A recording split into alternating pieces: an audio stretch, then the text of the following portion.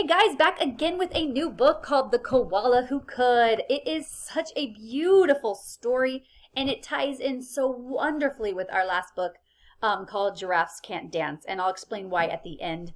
But you guys are going to love this. It's by Rachel Bright and illustrated by Jim Field, and it makes my heart feel so wonderful inside when I read this book. I hope it does the same to yours. Here we go. In a wonderful place where the day was just dawning and the breezes blew soft on a warm golden morning. In a place where the creatures ran wild and played free, a koala named Kevin clung to a tree. A nicer gray fellow you never would meet, as soft as a soft thing from ear tufts to feet. His favorite way to relax in the sun was to cling and to nap and to munch a leaf bun. And after all this, well, he'd need a nice rest. Yes, Kevin liked sticking to what he knew best. You see, high up was safe since he liked a slow pace, while the ground down below seemed a frightening place. Too fast and too loud and too big and too strange. Nope, Kevin preferred not to move or to change. So he clung to his tree as he knew what to do and was never too keen to try anything new. So when Wombat stopped by and shouted one day, "Hey Kevin, why don't you come down here and play?" I think," he replied, "I should stay on my plant. I'm busy right now. No, I'm sorry, I can't." "Why not?" cried the Ruse with a super loud cheer. "Yes, why?" called the Dingoes. "There's nothing to fear." But Kevin, who'd never been one to act fast, said, "I've clinging to do, but it's nice that you asked." As Kevin sat watching them chatter and share, a part of him wished he could join in down there. But he knew he'd miss home. It was dark and so late. The whole thing was risky. Adventure could wait. Whatever the invite, he'd always say no. Oh dear, it seemed Kevin just couldn't let go.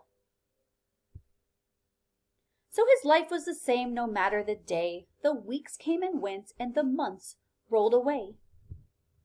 And Kevin stayed still while the world moved around until he awoke to a worrying sound. Tap, tap, the sound went. Well, this was a blow. Tap, tappity, tap, tap, tap, tap. Oh no!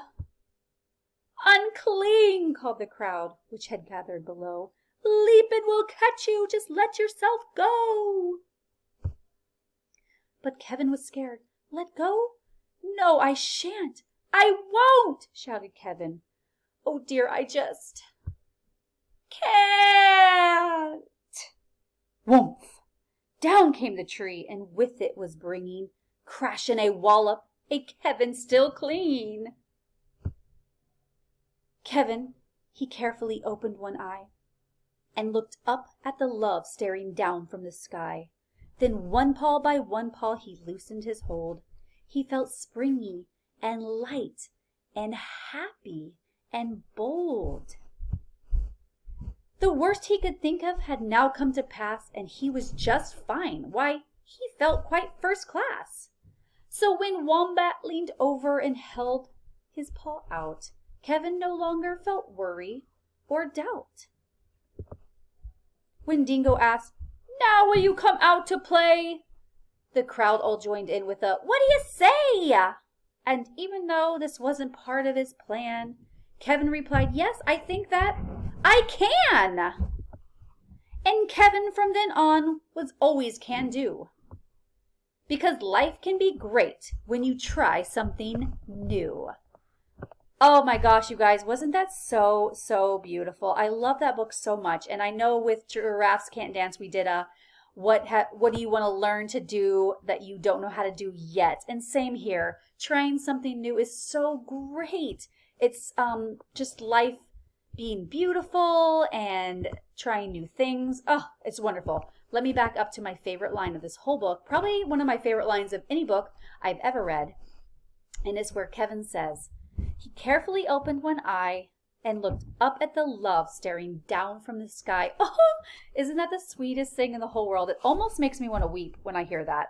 I wish I could be in my seat in the library looking down at you guys with all the love that I could muster, and we could be reading this together. I love you guys. I hope you enjoy this book as much as I do, and I hope you have a lovely evening.